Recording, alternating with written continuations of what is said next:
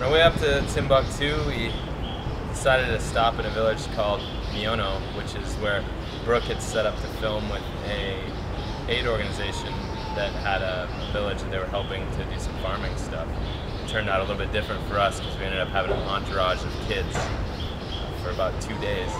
When we arrived in Miono, sort of were greeted by what seemed like every single child in the village, and then when we pulled out a video camera to try and film a little bit, the scene got a little bit more chaotic. So when we got there, we thought we'd have a nice sleep and peace and quiet. Even before the sun was up, we had every sound you can imagine: birds, cats, and dogs, and donkeys. Initially, we were hanging out with just Brahim's extended family, which is quite big. He's got 3 wives and a bunch of children that are a result of those wives. Yeah, I think we have all the kids in the village. Hopefully the head of the school doesn't get too mad at us because all the kids are following us around. They were willing to share us with the rest of the kids in the village, but first and foremost, we were theirs. They always wanted to hold our hands, and I think by holding our hands, it signified that we had the connection with the kids and we had the relationship with them. Okay. We really couldn't communicate in really any other way other than smiles and laughing. Just put my contacts in. It's one of the most amazing things these kids have ever seen. It's pretty funny. One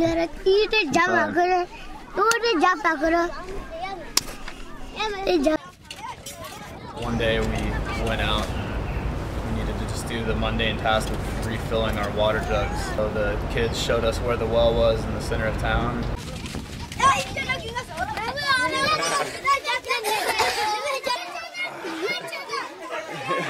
How's that feel? Not good. Yeah, they're definitely used to carrying stuff on their heads a bit more than we are, and the lives that they lead are definitely lives of intense work. That kid's not even struggling. He's half your size.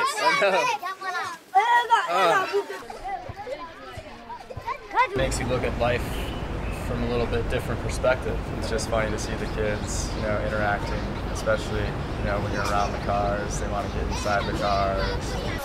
Got some extra passengers, some new crew members. It was cool. We definitely developed an attachment. It's tough to see them go, and just like any other sort of departure on this trip, you're always sort of sad to see places go, but you always know that there's something else interesting and exciting around the corner.